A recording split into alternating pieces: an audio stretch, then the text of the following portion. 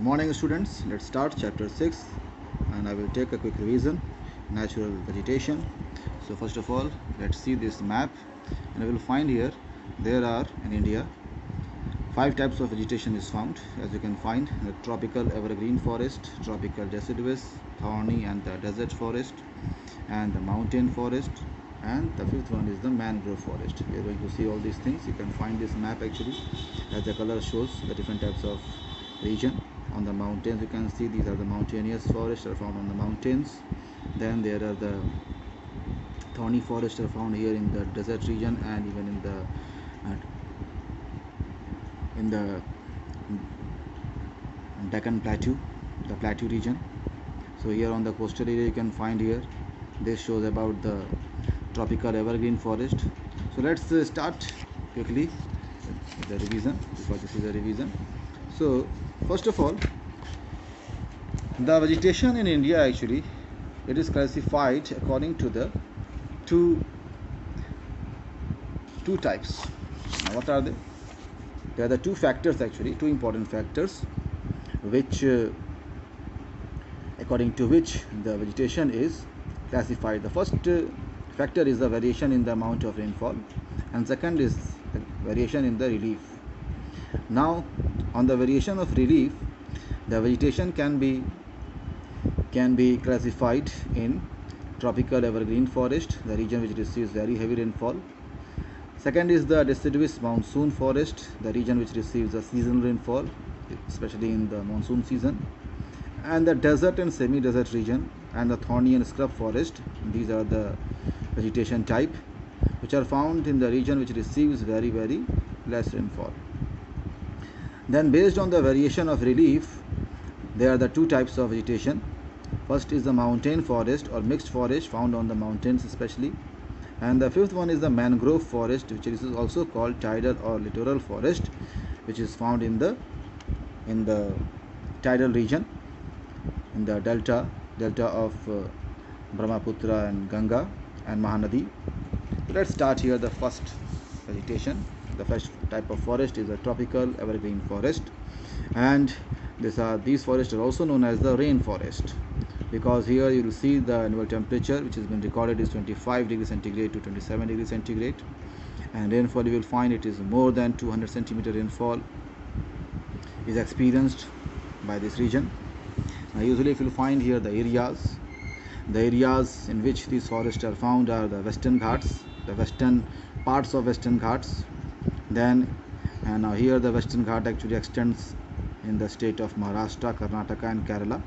So here on the western side you will find the region which receives very heavy rainfall. There you will find this type of forest, and usually these regions can be defined as areas, important areas, as you can find. First of all, I told you, I have shown you the Western Ghat. Second, in the eastern Himalaya we call it Tarai region, and in the northeast India there are the hills, Losai hills, Khasi, Jaintia, Garo hills are there, Assam hills, in these hills. And the fourth region is the Andaman and Nicobar Islands. So generally these type of forests are not found every part of India. Very general regions are there, simple regions. Very generally we can categorize it. The first is the western slopes of Western Ghat, second is the Tarai region, third is the northeast India, and the fourth is the Andaman Nicobar Islands. So these are the four regions. You can remember it like this. Now let's see directly the characteristics of this forest. So first of all, these regions receives very heavy rainfall, and that's why they are called rainforest. And these forests are also characterized by the climbers and epiphytes. These climbers and epiphytes are the vegetations which are found actually like a creeper. They climb on the trees, and they are also called the undergrowth vegetation, because these regions are very dense. These forests are very dense. Then next, bamboo and ferns are also are kept into the same category. The third is these forests, they do not shed their leaves at the same time. It doesn't mean that they do not shed their leaves. They do not shed these forests, they shed their leaf, but not at the same time, and that's why they remain evergreen. and this is why we call it tropical evergreen forest. Now some of the species you will find here, important species, the rosewood tree. These are the importance you need to remember. What are the importance of rosewood? Second is the sesame. This is the importance. Gurjan. Then some other species are also here. Let me show you. Here are the tun, bamboo, jamun and cane. So these are some important species you need to remember. Second type of forest is a deciduous monsoon forest. They are also called the tropical deciduous forest. So you will find here first of all the temperature. In this region, temperature usually is 24 degrees centigrade to 27 degrees centigrade, and rainfall this region receives, that is 150 to 200 centimeter. The areas where these forests are found, you will find here the belt running along the Western Ghat, so both type of Western Ghat and the Eastern Ghat also.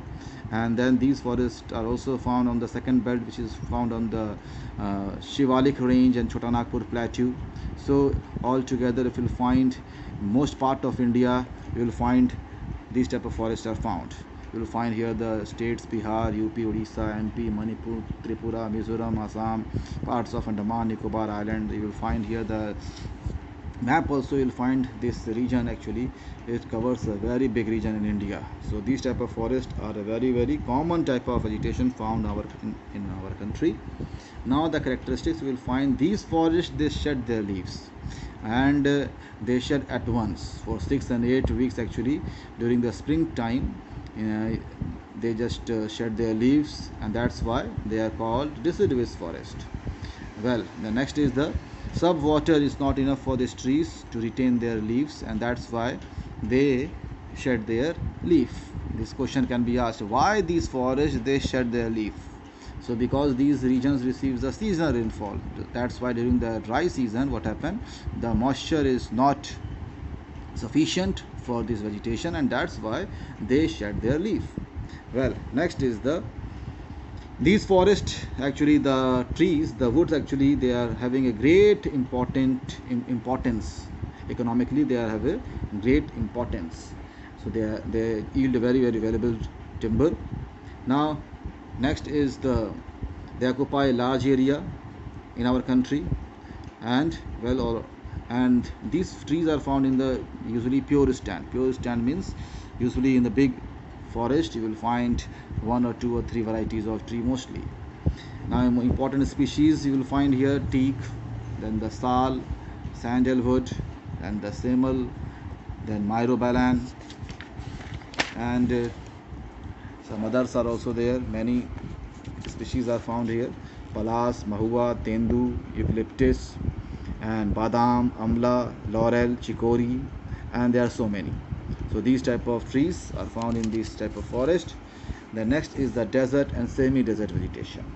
Now here the semi-desert and semi-desert vegetation, actually they are of two types. The first we call it the desert and semi-desert. The second type of forest is in this category is scrub and thorn forest. So these are not two types of forest, but they actually are the sub types in the same category.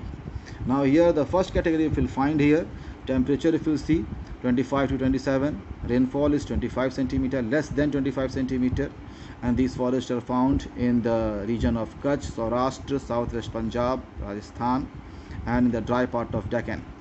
So you can find here this map here. So this map shows about the desert and semi-desert vegetation. Usually you will find this desert part here, Thar desert here, and Kutch region in Gujarat. So this region usually is desert vegetation. Now here in Ladakh and this Ladakh region and Jammu Kashmir, means the Himalayan region, usually the Ladakh region also receives very less rainfall. So here this region also the vegetation is found here, semi-desert vegetation. The second one, the scrub and thorn forest, if you will find here, you will find here this region. This is a big region here, it covers a big region, and here in south also in the Deccan plateau, so they covers a big region here. So that is the difference. The only difference is the scrub and thorn forest, actually if you will find the rainfall, they receive rainfall less than 100 centimeter, means they receive more than 25 centimeter. What is the difference? The difference is the rainfall. Now scrub and thorn forest, they can receive more than 25 centimeter rainfall. So here that's what is written here, less than 100 centimeter. But here the semi-desert or the desert and semi-desert vegetation, they usually receive 25 centimeter rainfall. That is the difference between these two types of vegetation. They are same category, but they are the classification of the same desert vegetation, two categories. Now let's see here quickly the first of all the characteristics. These characteristics are the same for the both the categories. You can write the same characteristics. If you see here, the first characteristic is these type of vegetations are called, first of all, they are xerophytes. What do you mean by the xerophytes? Xerophytes means the vegetation, they are having long roots to tap water from very deep inside the earth. Secondly, the leaves that transforms into spines. So they are having usually very less leaf, either no leaf, like cactus. The cactus doesn't have any leaves. So what happens? The leaf, it just transforms into the spines. Why? To reduce the rate of transpiration. Now next is, usually these stems, they are having a very first of all thorny stem, but one more thing you will find, fleshy stem.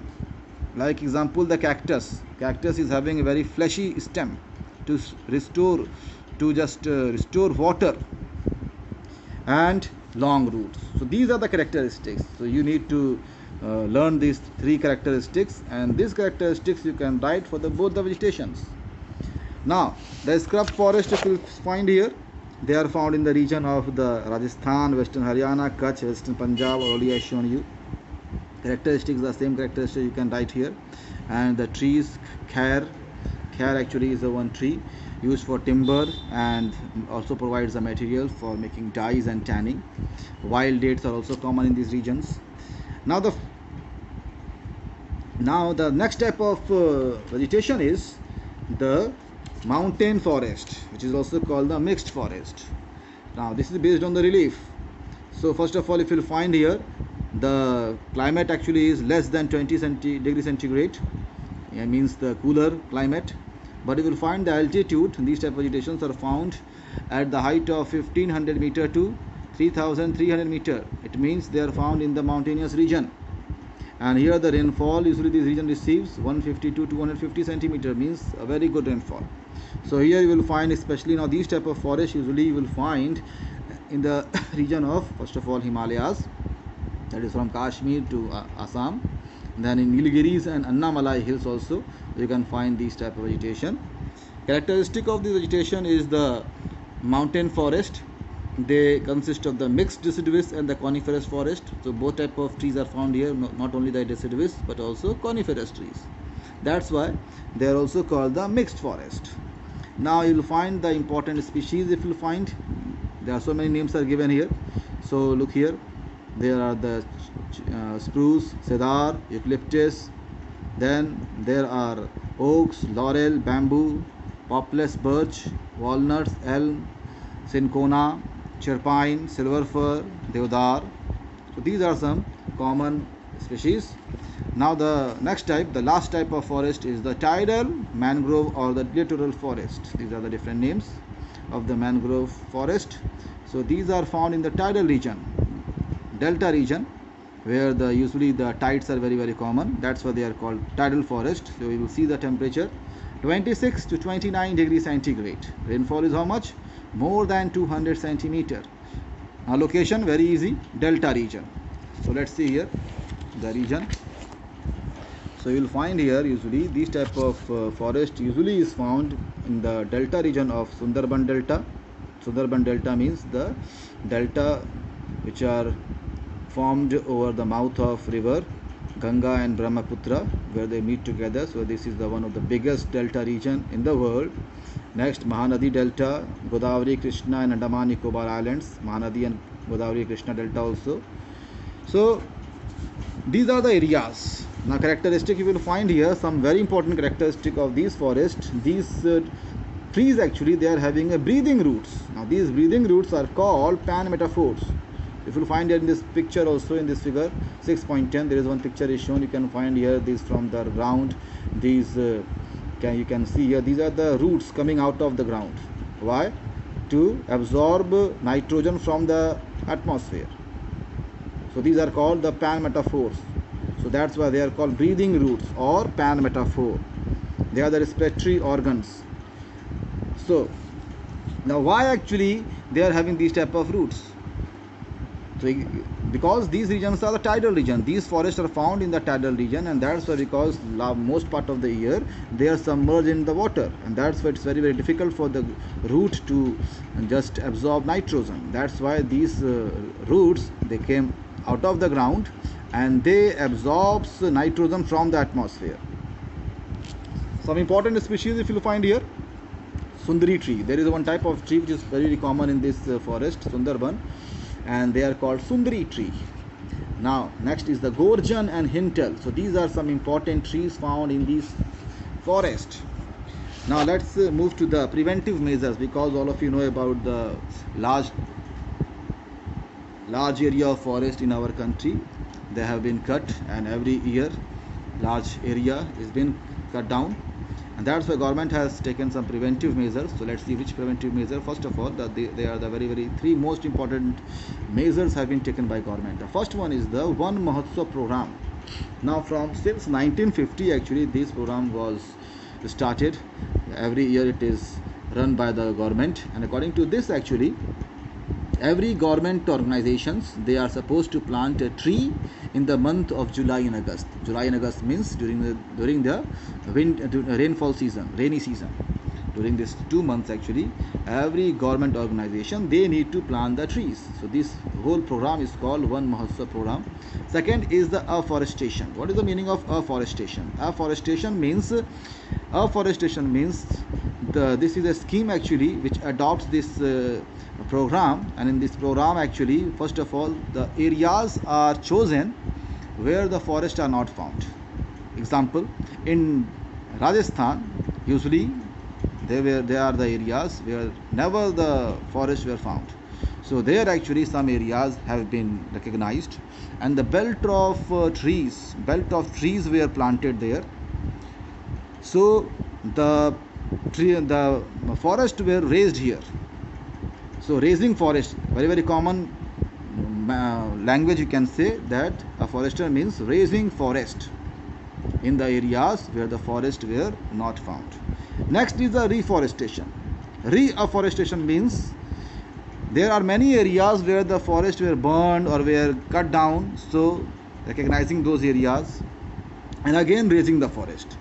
So there is very slight difference is there between afforestation and reforestation. Afforestation means recognizing those areas where the forests were never found and planting the belt of trees and the forest again means there in that region. And reforestation means finding out the areas where once the forests were found but they were cut down, but now again the forests were raised. So this is the difference, very slight difference is there between the afforestation and reforestation. Now let's start now the problem of Indian forestry. So you'll find some common problem which has been faced by the Indian forestry is the low forest cover. Second is the overgrazing is a very important problem, because shifting cultivation, growing demand of agricultural land, because of that many large areas of forest they were cut down. Urbanization, industrialization for the need of the urban areas and the industrial areas. Many forest regions have already been converted into the cities. Construction of hydroelectric projects, human activities like mining, quarrying and the buildings, all the construction work like the construction of the roads, construction of the dams, construction of so many things. So these are the problems which has been faced by the Indian forestry. Now next is the forest conservation. Now forest conservation is very important thing, and many steps have been taken. Now let's see here one by one. The first is the afforestation. Second, planting trees along the roads, railway line, rivers and canal banks. Then the development of green belts in the urban areas. Deforestation is actually banned. Then industries should adopt anti-pollution device. Shifting cultivation also is banned. Scientific method should be adopted to check and stop the forest fire. Then the people should encourage to participate in the Van Mahotsav. And another thing, there is a need to change our outlook. For that actually there is a awareness program usually should be created among the people. And next is the last one is the planning and conservation of forest actually is not only the duty of our government, so it can be carried by only when all the people of India together, if we together we get serious. So these are the some steps which already have been taken and some of the steps which is need to be taken. Now next is the national forest policy. So let's directly see the national forest policy. In 1988 actually, the government of India, they have done some changes in the forest policy, and this is known as the national policy of 1988. Now this national forest policy of 1988, it emphasized on three important points. First is the conservation of forest as a national heritage with vast varieties of flora and fauna. Second is the control of soil erosion and inundation in the catchment areas of rivers, lakes and reservoirs. And the third one is the check on the extension of sand dunes in desert for this region. There the belts of trees have been planted in the deserts to stop the desertification. Desertification means expansion of the deserts. So these are the three important points which has been emphasized by the national policy of 1988. So this revision is over now.